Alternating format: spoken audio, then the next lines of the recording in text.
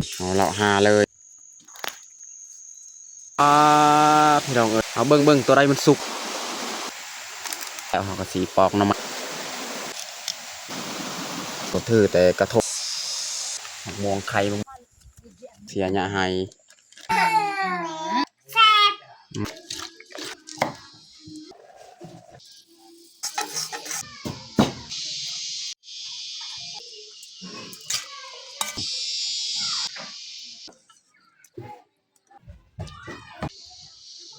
อย่าลืมกดไลค์กดแชร์และกดติดตามเด้อพี่น้อง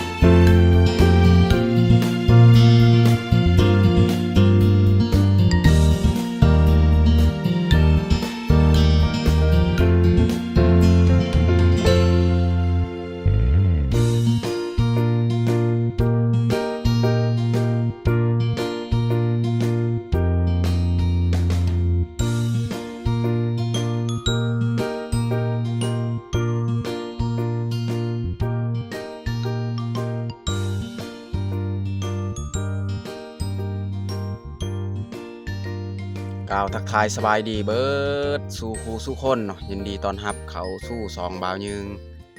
มื้อนี้กะบ่ได้เข้าให้พี่น้องเนาะบ่ได้เข้าให้บ่าวยึงแต่ว่าเข้าให้ของเขาก็คือมื้อนี้นี่แม่นบ่าวยึงสิพาเมียไปหาหน่อไม้แต่ว่าเฮาไปหาหน่อไม้นี่ก็ถูกผ่านทางให้ของเขาเจ้าคือตอนนี้นี่แม่นเฮาผ่านทางให้ของบ่เปือกนี่ตอนนี้เฮาก็นั่งอยู่เที่ยงของบ่เปือกเนาะเมื่อกี้นี่แม่นมีลายให้เนาะที่เฮาผ่านเมื่อกี้เนาะอันนี้ก็มาฮอดให้ของบ่เปือกก็เลยมานั่งทักทาย FC อยู่นี่แหละก็คือมื้อนี้นี่เฮาสิไปหาหน่อไม้แต่ว่าบ่ยึงบ่ทันฮู้ว่าชื่อหน่อไม้นี่แม่นเขาเอิ้นหน่อไม้หยังเนาะแต่ว่าหน่อไม้อื่นนี่อยู่ในหมู่บ้านเบายึงนี่ยังบ่ทันออกหน่อไม้อื่นบ่ว่าจะเป็นหน่อไม้ไล่หน่อไม้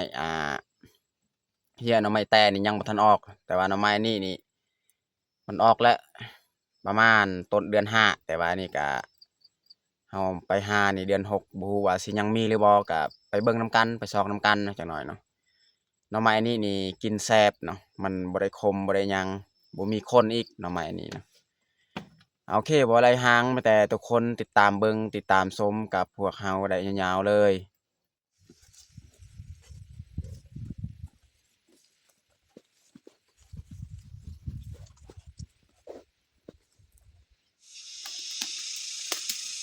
เอาเลาะหาเลยเนาะ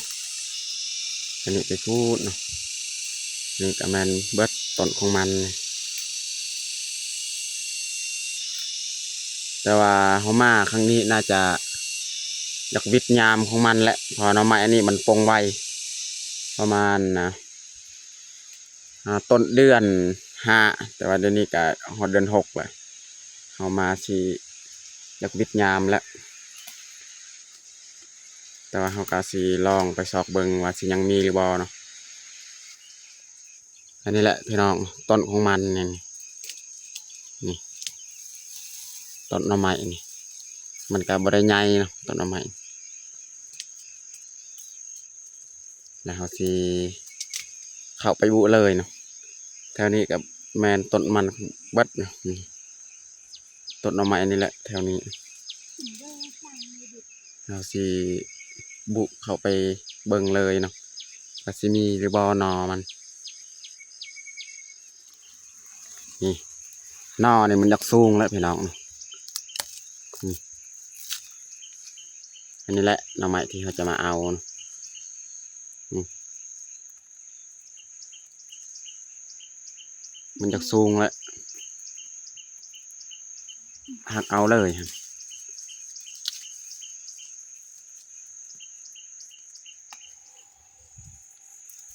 นี่ตัวนี้ค่อนข้างจะงามอยู่หนอนี่มันบ่มีคนหนอนี่สบายเขาเอาบ่มีคน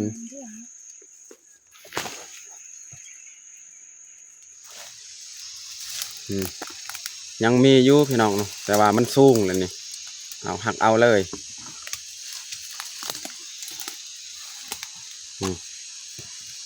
มันสูงแล้วทำไม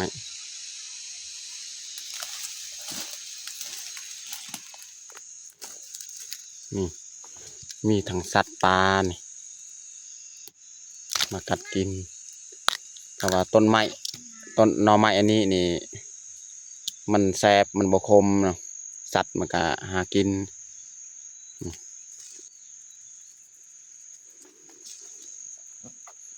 แถวนี้นี่สัตว์ป่าหลายพี่น้องนี่หนอนน้อยๆพี่น้องพูดอีกทางนั้นก็มีแต่ว่านอนใหญ่ๆนี่เบิดเลยนี่พี่น้องเบิ่งนี่แม่นสัตว์กินเบิดเลยพูดอยู่เทิงตัวนี้ค่อนข้างงามอยู่พี่น้องจะเอากับผ่าขดตัดแต่กกมัน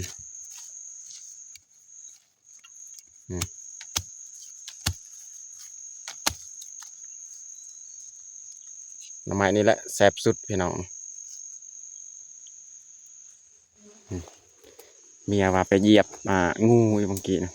ใหญ่สำได้งูครับ สำเน่ใหญ่แล้วก็ยาว งูยัง บ่ งูบ่ ตัวสีดำฮะ งูสี ถึง ดำ ไปเหยียบ ระวังเวลาไปเวลามาเบิ่งดีนี่เจอแล้ว ๆมีหาเคลียร์เบิ่งแน่นึงยังมีอยู่พี่น้องนี่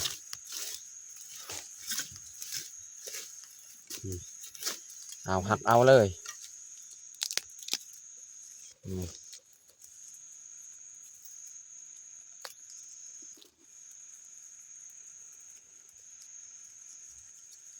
หน่อไม้นี่แหละแซ่บสุดพี่น้องนี่หนอหนึ่ง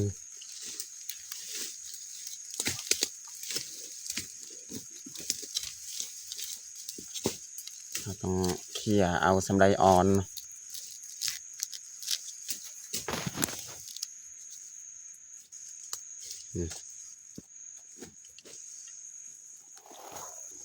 นี่ตัวนี้กำลังออก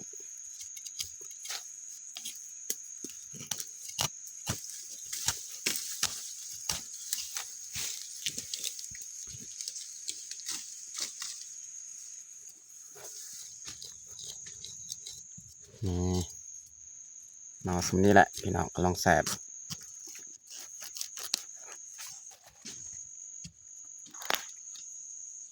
นี่หนองงามๆเลยพี่น้องตัวนี้ก็สูงแหละแต่ว่าเขาก็เอาอยู่นี่ยังเอาได้นี่บอลนี้อยู่นี่ยังออนนี่ตัวนี้เขาก็เอาตัวนี้บอลนี้นะสูงตัวนี้เขาก็เอาเลยนะเพราะว่าเขามามันอยากบิดแล้วดูแล้วนี่พี่น้องนอตกคักๆนี่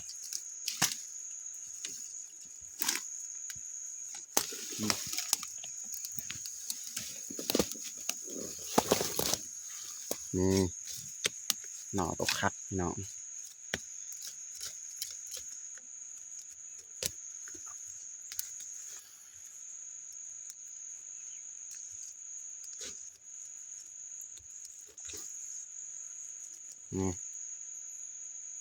คักๆเลยเนาะตัวนี้ใหญ่ๆพี่น้องเอ้ยเพาะเห็ดอันนี้พี่น้องนี่เห็ดอีหยังวะเขาเอิ้นนี่เป็นก้อนใหญ่ๆเลยนั่น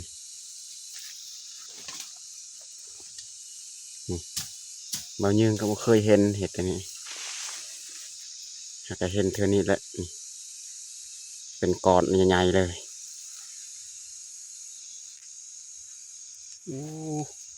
หนักอีกเห็ดบ่เคยเห็นเราก็บ่กล้าเก็บไปแล้วบ่เคยเก็บมากินเห็ดเห็ดใหญ่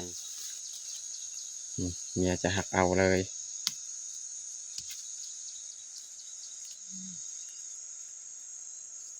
มันออกสูงแล้ว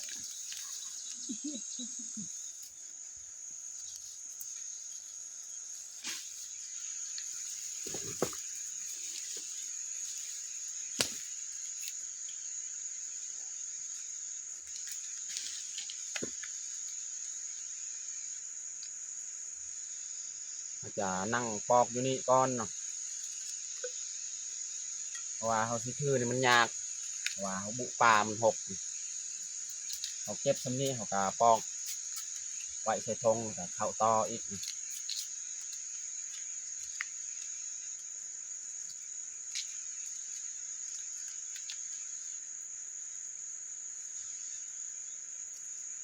หน่อไม้อันนี้นี่สบายเอาแบบมันบ่มีคนบ่คัน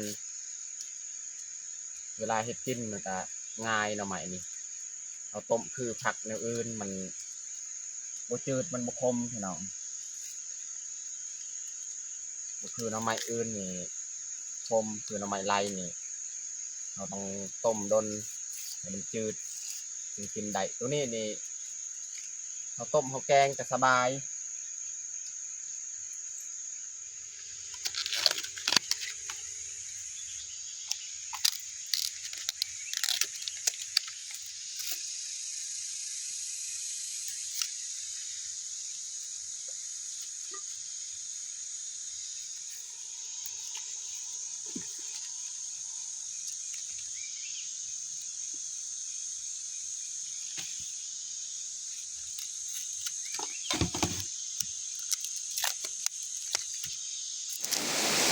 เปล่า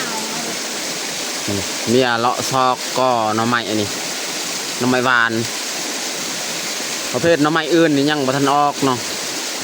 ช่วงฤดูนี้อยู่บ้านเฮานี่แต่หน่อไม้ที่เฮาหาบางทีนี่แหละแต่ว่าตอนนี้นี่เขาไปหาบางทีหลังจากเขาปอกแล้วนี่บ่เห็นก็เลยเข้าหัวอีกนะพี่น้องโอ้พี่น้องเอ้ยมักเรือปลาพี่น้องเอ้ยปลากระหอกกระแตกินนะมักเรือปลานี่มีบ่ บ่มี ยังบ่ทันออกเนาะหน่อไม้หวานนี่ไปเก็บมักเดือหั่นโอ้มักเดือนี่น่าจะมันหวานกระหอกกระแตกินนะ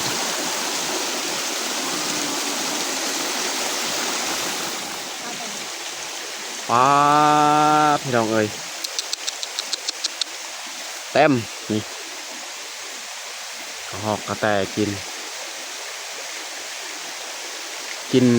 หอมหวานเลยพี่น้องเอาเบิ่งตัวใดมันสุกเก็บ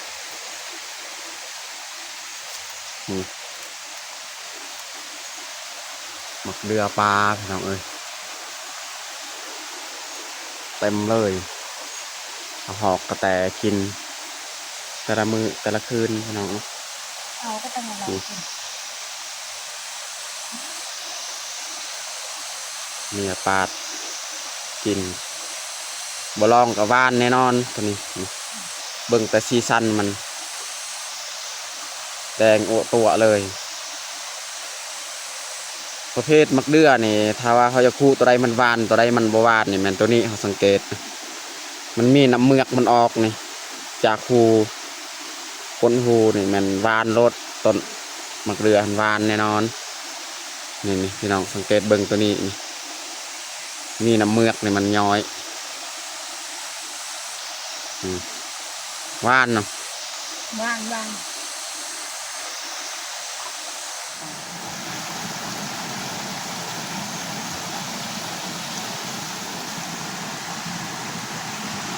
บ่ทันสุกปานใดตัวนี้นะพี่น้อง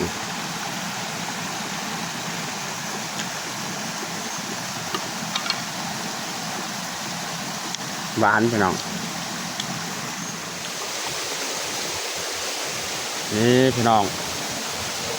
น้ำไม้พุ่งนี่กำลังออกนี่เอาสิตัดเอานี่บอนผนังหินพี่น้องเ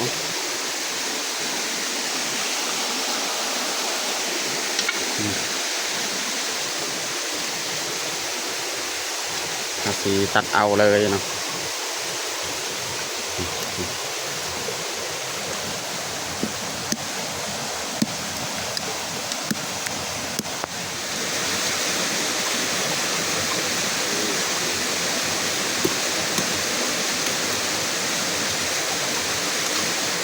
น้ำไม้พุ่งนี่ก็กำลังออกน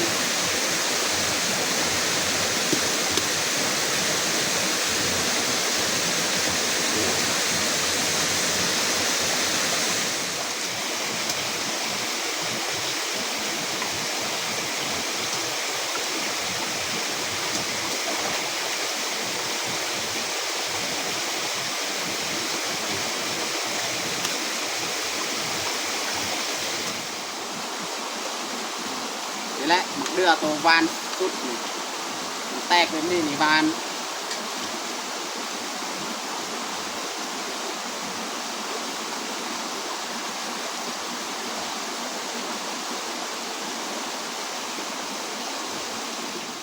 หลายต้นพี่น้องนี่หัวอันนี้นี่เจอแต่ต้นมักเดือพี่น้องนี่อันนี้ก็ต้นหนึ่งอีกซ้ำสิกินมักเดือเนาะหันไปห่วยอันนี้นี่มักเดือลายวันนี้แหละเอาสินั่งปอกหน่อไม้กันหน่อยนี่อันนี้แมนกระตูบของเบาเปลือกเฮ็ดนี่แล้วสิมานั่งปอกหน่อไม้อยู่หันนะแล้วจึงคอยกลับกันหน่อยเมียยังเก็บมักเดือกิน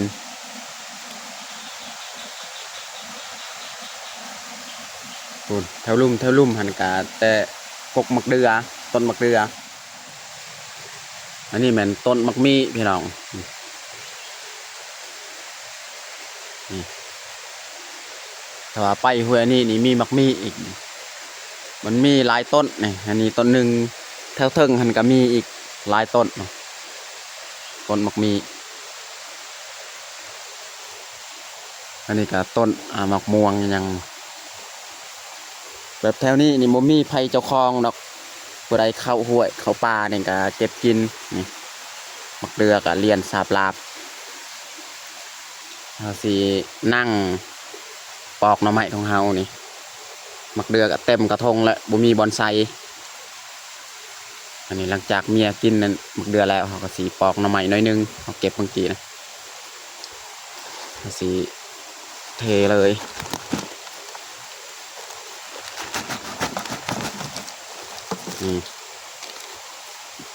นี่แหละหน่อไม้ที่เขาปอกแล้วนี่ตัวนี้เขาปอกต่อจะหน่อยคิดว่ายั่งสิไปหากินยั่งเห็นนี่หาแต่ว่าเขาไปซอกไปเบิงบ่มีแล้วก็เลยกลับตามห้วยนี่เราเก็บมักเดือยังเขาปอกเลยหน่อไม้ของเขา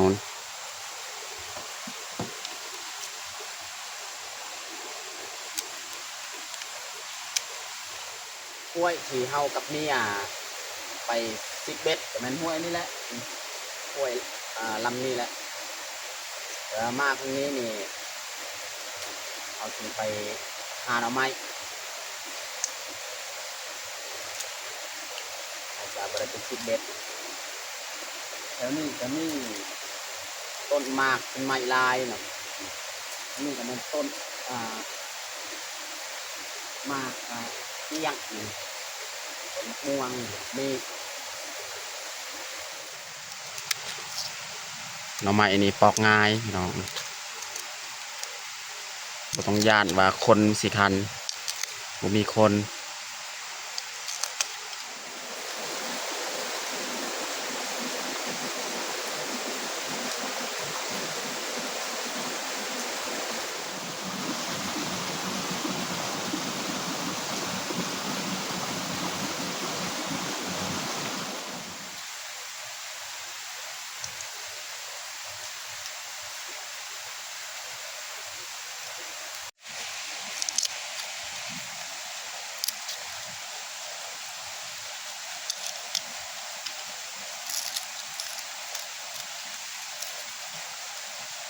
อันนี้มันหน่อไม้พุ่งนี่แหละหน่อไม้ที่เราเก็บเมื่อกี้ตัวนี้นี่หนอสั้นๆกำลังออกเนาะถ่ายเลย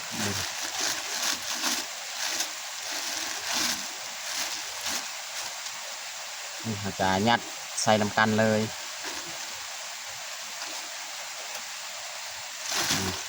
ก็ได้ซ้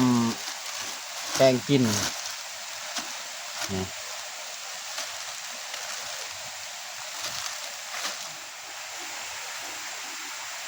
เมียว่าอยากเก็บเอาเมื่อบานหลายๆแต่ว่าบ่มีบอนไซมักเรือตัวนี้บอนไซมันบ่มีพี่น้อง น้องหนุกหวานในยัง อันนี้เมียจะยัดเลยมักเดือสำหรับเขายัดได้นะจะนั้นก็ยัดหน่อไม้ของเฮาอีกเราถือแต่กระทงอันเดียวเลยมันก็เต็มจังน้อยเมียว่าเอามักเดือเนี่ยไปฝากให้พอเท่าแม่เท่าอีกเนาะเพราะว่าเขาเจ้านอนให้พี่น้องเนาะพูดทั้งนอกทั้งเทิงคนไทยพอเท่าแม่เท่าจะนั้นเขากันยางขึ้นไปเทิงหันมีกระลายแต่ว่าเฮาบ่ขึ้นไปเก็บไปเบิ่งบ่ฮู้ว่ามันสุกหรือบ่สุกเนาะสิคานจะขึ้นพี่น้องหนึ่งมากะย่านมันอย่างอื่นย่านขึ้นบ่เคยปีนต้นไม้นะสีเกียมจับเลยพี่น้องเนาะ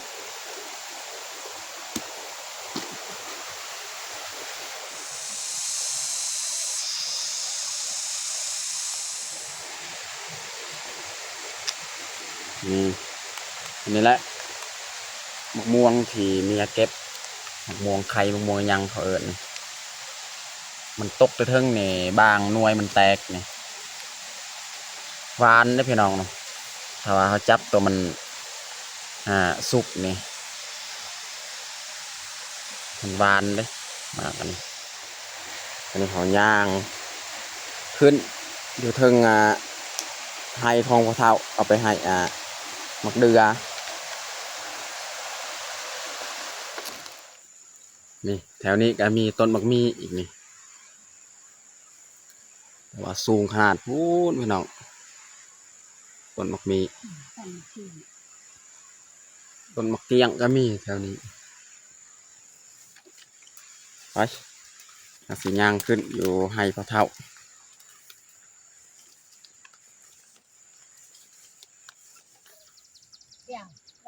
ตอนนี้เขาก็มาฮอดให้พ่อเฒ่านี่จุปลาเพิ่นเสียหญ้า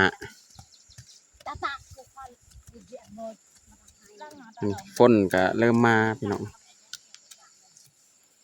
เขาสิเอามักเดือนี่ไปไว้อยู่เทียงอยู่เทิงหันมันแม่เฒ่า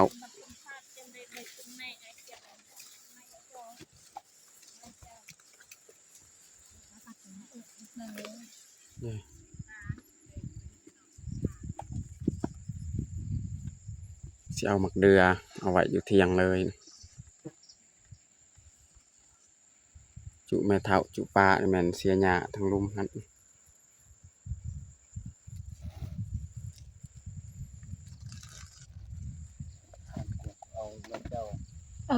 จะบังเดงนี่จุก bằng chui chỉ là được lè bằng quần nó để โลกวุ้นเล่า muốn lao bên đây nó vậy cái bé đâu พอเท่านี่แม่นนอนตลอดอยู่เถียงไห้ว่าช่วงนี้ช่วงเสียหญ้าไห้กลับไปกลับมาก็เมื่อยมันไกลเด้ให้พอเท่าก็เลยนอนนี่แหละ chỉ lấy kéo chỉ kéo có thể เนาะทุกอย่างไปกับเหล็กเหนียวแก bảo mày ăn được lắm này ตอนนี้ก็เรียบร้อยเอามักเดือให้ rung พอเท่าแม่เท่าอยู่เถียงแล้วเฮาสิย่างกลับบ้านเลย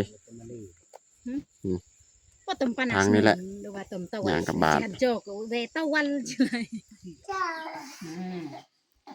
ตอนนี้เฮาก็มาฮอดบ้านเนาะ nàng phanh đi chạy chạy เอาออกหมักเดือให้น้องแพงน้องพลอย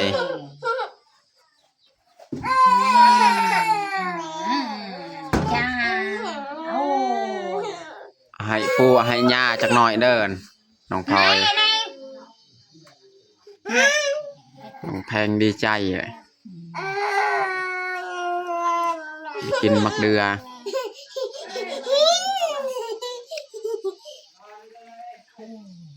cá về đủ đã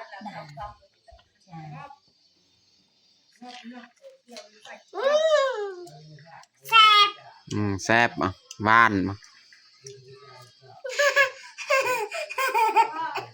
กินน้องแพงกิน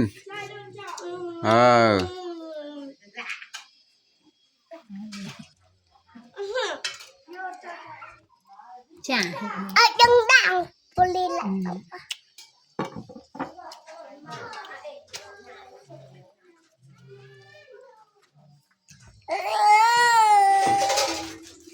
ตอนนี้เฮาก็สิขอเฮ็ดอาหารเนาะคืออาหารแรงเพราะว่าอาหารเที่ยงเมื่อกี้นี่เฮ็ดบ่ทันหน่อไม้มันช่วยและมาทอด1 โมงเมื่อกี้ก็เลยจกไว้ก็สิมาเฮ็ดตอนแรงอีกหน่อไม้ที่เราเก็บ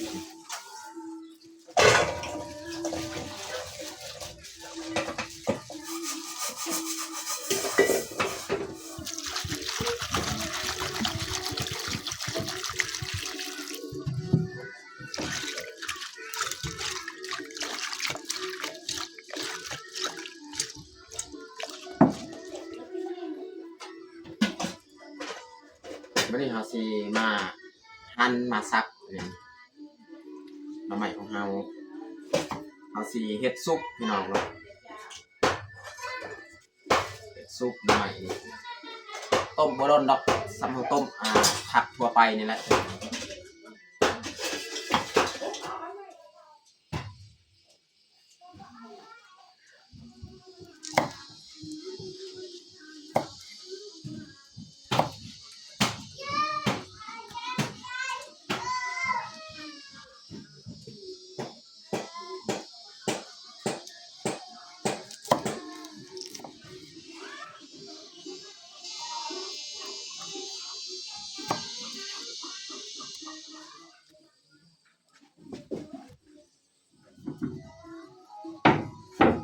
ตอนนี้ก็เรียบร้อยเฮาสับหรือว่าเฮาปาดตอนนี้เราจะใส่เลยเนาะหรือว่าต้มเลยเนาะ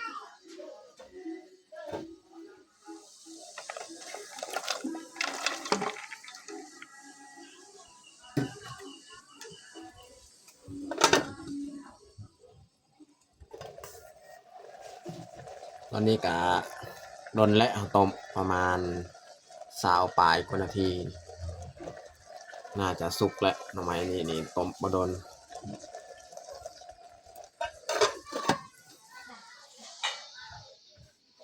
วันนี้เขาจะปรุงเลยเนาะปรุงแล้วก็เขาสิหุงข้าวต่ออีก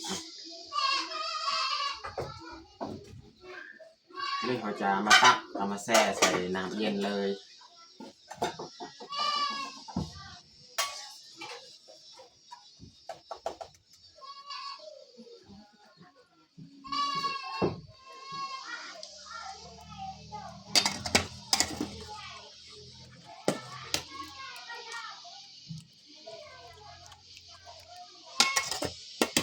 หน่อไม้อันนี้นี่เฮาบ่ล้างใส่น้ำแบบนี้ก็ได้มันบ่คมแต่ว่าเฮาเอามาใส่ให้มันเย็นซื่อเนาะมันบ่ได้คมบ่ได้ฝาดบ่คือหน่อไม้ชนิดอื่นเนาะ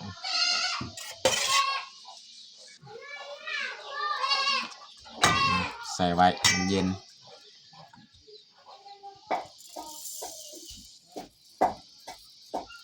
เอาหมักงามาคั่วเนาะได้แล้วสำนีพี่น้องเนาะ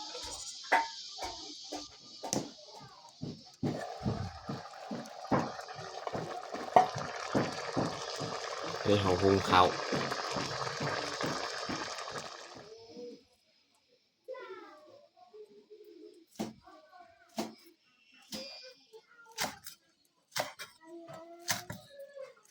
ซอยหอมบัว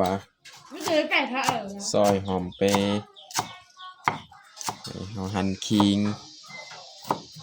เผาแล้วกำลังหอมๆนี่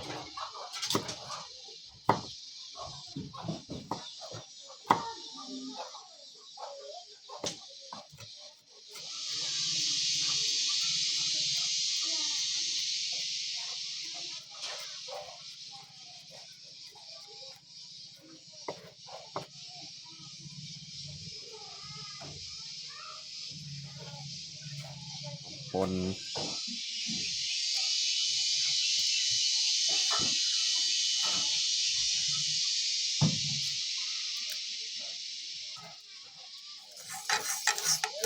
คั่วมะนาว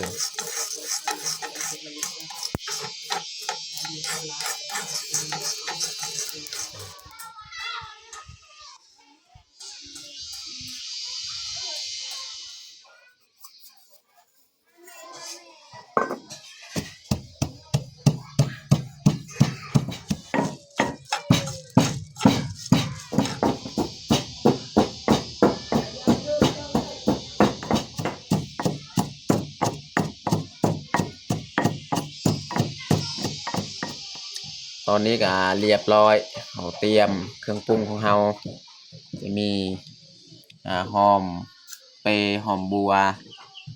หอมปนขิงเนาะแล้วก็หมักงาเผ็ดพงเกลือเป็นนัวปลาแดกนี่อันนี้มันขะแยงเริ่มปรุงเลยใส่พวกหมักงาหมักพริกเนาะเกลือเป็นนัวใส่หมักงาใส่เบิดเลย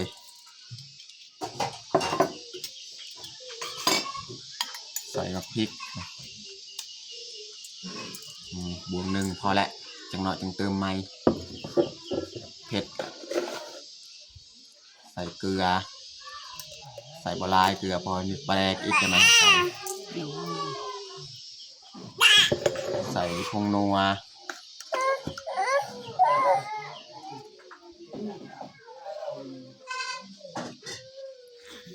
ใส่ปลาแดก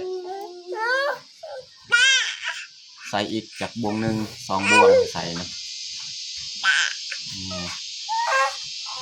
เอาสมเลยบาทนี้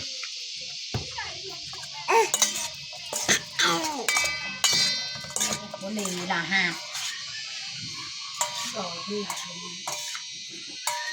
ท้ายนี่เราจะใส่เครื่องหอมเอาโหยลงเลยพวกขิง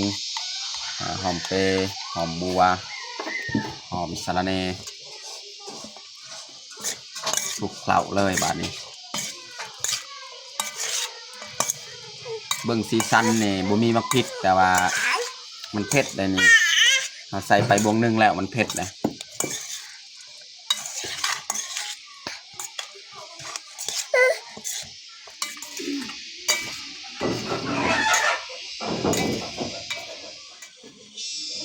ตักใส่ถ้วยเลยพี่น้องสุกหน่อไม้พี่น้อง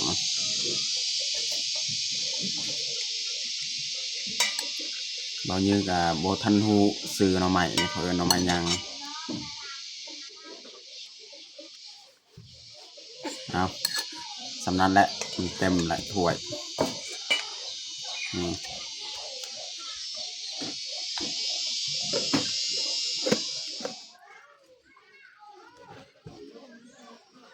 จะตักเข้าไว้ใส่ถ้วยเลย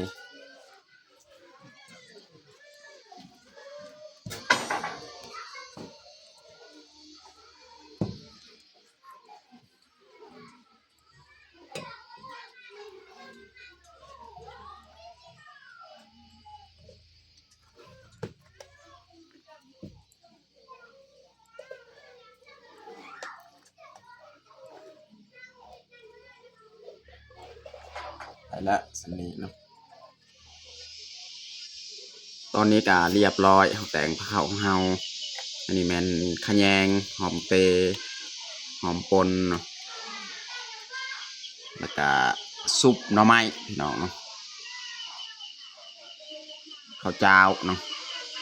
สำหรับอาหารแรงของเฮากับบัดชนี้แหละพี่น้องเนาะ ไปแต่ละ ตอนนี้ก็เรียบร้อยเฮาแต่งข้าวของเฮาแต่เฮาจะลงมือกินข้าวแรงเลย มาเด้อมากินข้าวแรงน้ำกันเอาน้องพลอยเอิญลูกปลามากินข้าว เอามากินข้าวแรงน้ำกัน เออ มาเด้อมากินข้าวแรงน้ำกัน กินน้องพลอย อ่ะ กูกิน กินแซ่บๆเลย มาใส่ จุ๊จ้ะ กินซุปหน่อไม้เนาะอันนี้เฮากะแบ่ง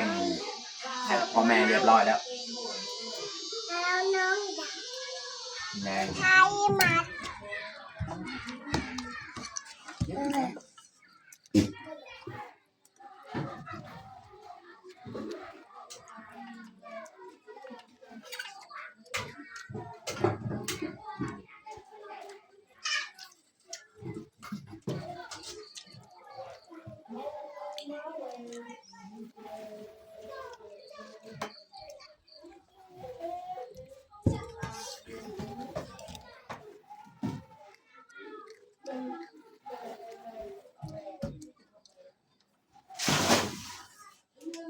น้องพลอยนี่กินข้าวเหนียวน้องพลอยบ่มักข้าวเจ้าเผ็ดบ่เผ็ดแห้งบ่น้องพลอย